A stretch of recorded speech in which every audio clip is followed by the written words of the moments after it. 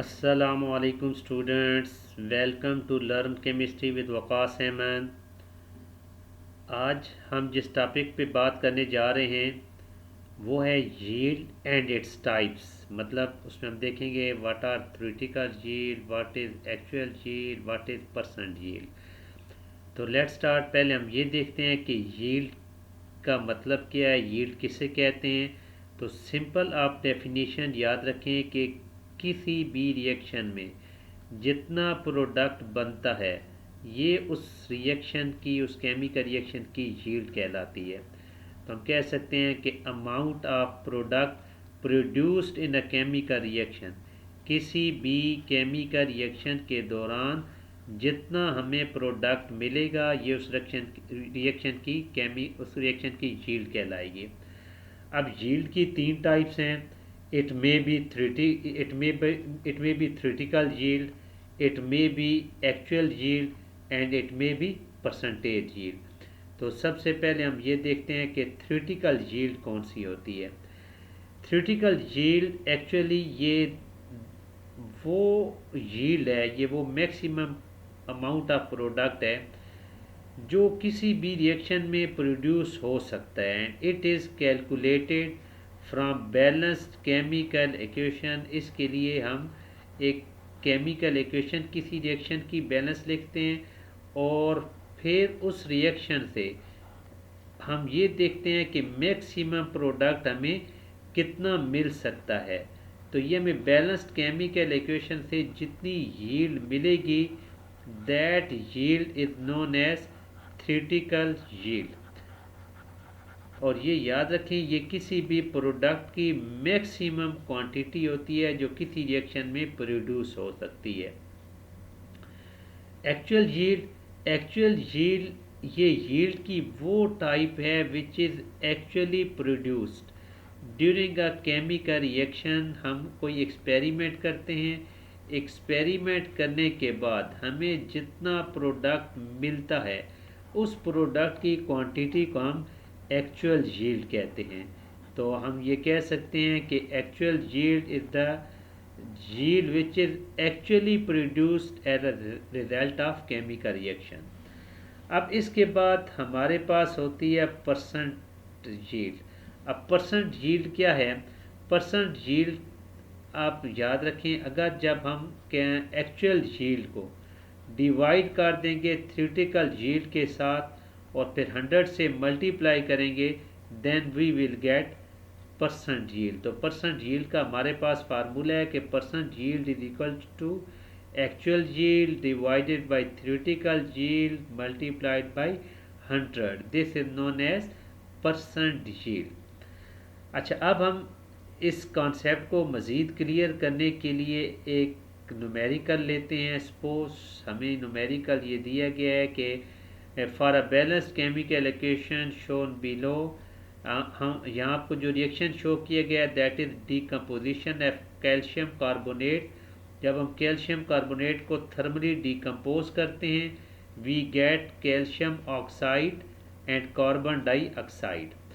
हमें इस न्यूमेरिकल में ये कहा जा रहा है if the reaction of 20.7 gram of calcium carbonate produces 6.81 gram of calcium oxide, what is the percent yield. ये हमें कैल्शियम ऑक्साइड की एक्चुअल यील्ड बताई गई है कि एक्चुअल यील्ड उसकी 6.81 है और हमसे ये कहा जा रहा है कि हमने परसेंट यील्ड फाइंड करनी है। अब जब हमें एक्चुअल यील्ड दी जाए और परसेंट यील्ड हमने फाइंड करनी हो तो सबसे पहले हम थ्योरेटिकल यील्ड फाइंड करेंगे। तो अब देखते हैं कि how can we do that. तो देखें, आपको न्यूमेरिकल में जो कैल्शियम कार्बोनेट का मैस दिया गया है दैट इज़ 20.7 ग्राम। तो सबसे पहले हम इस मैस को कन्वर्ट करेंगे मोल्स में। अब उसके लिए हम क्या करेंगे, इसके लिए हमें एक चीज़ ज़रूरत है, molar mass of calcium carbonate. अब हम कैसे फाइंड करेंगे? कैल्शियम का एटॉमिक मैस 40 होता है plus carbon its atomic mass is 12, oxygen its atomic mass is 16। आप देख सकते हैं यहाँ चूँकि 3 ऑक्सीजन है, लिहाजा हम 3 से मल्टीप्लाई करेंगे। When we solve it we get the molar mass of calcium carbonate that is 100 gram per mole. ये 100 gram per mole, this is molar mass of calcium carbonate.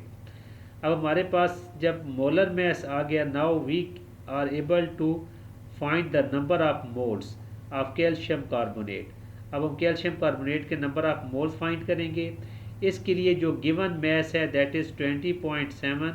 इस गिवन मैस को हम divide करेंगे molar mass के साथ, क्योंकि given mess हमारे पास 20.7 है, मोलर मैस 100 है। हम इससे डिवाइड करेंगे, वी विल गेट 0.207 मोल्स। तो ये कैल्शियम कार्बोनेट के मोल्स हैं विच आर अवेलेबल, जो हमारे पास मौजूद हैं। अब इनसे हम फाइंड कर सकते हैं थ्योरेटिकल यील्ड के लिए। तो पहले हम एक्चुअल यील्ड लिख लेंगे। हमारे पास कैल्शियम ऑक्साइड की न्यूमेरिकल में जो प्रॉब्लम में एक्चुअल यील्ड दी गई है 6.81 ग्राम। अब हम थ्योरेटिकल यील्ड फाइंड करेंगे। थ्योरेटिकल यील्ड फाइंड करने के लिए हम लिखेंगे, हम केमिकल इक्वेशन को दोबारा कंसिडर करेंगे। अब यहाँ आप देखें, यहाँ हमने रिलेशनशिप कायम करना है between calcium carbonate and calcium oxide, क्योंकि कैल्शियम कार्बोनेट का मैस हमें दिए गए है, कैल्शियम ऑक्साइड का मैस हमने फाइंड करना है। तो इक्वेशन से आप देख सकते हैं कि जो रेशो है between moles of calcium carbonate and calcium oxide, ये 1:1 है। यहाँ भी कुछ नहीं है तो कुछ नहीं, मतलब ये दोनों 1:1 के हिसाब से आ रहे हैं। लिहाजा आप लिखेंगे 1 mole of calcium carbonate it produces 1 mole of calcium oxide. जैसे इक्वेशन से क्लियर है कि 1 मोल कैल्शियम कार्बोनेट 1 मोल कैल्शियम ऑक्साइड दे रहा है, मगर हमारे पास कैल्शियम कार्बोनेट कितना है 0.207। तो अगर 1 मोल कैल्शियम कार्बोनेट 1 मोल कैल्शियम ऑक्साइड प्रोड्यूस करता है तो 0.207 moles of calcium carbonate will produce same, that is 0.207 moles of calcium oxide. अब ये हमें वो कैल्शियम ऑक्साइड के मोल्स आ चुके हैं जो मैक्सिमम उस रिएक्शन में प्रोड्यूस होंगे। अब इसके लिए हम मोल्स को कन्वर्ट करेंगे मैस में। अब इसके लिए हमारे पास फार्मूला है mass of any substance equal to number of its mole multiplied by molar mass. अब हमारे पास मोल्स तो पता है 0.207 है, तो हम molar mass of calcium oxide find कर लेते हैं।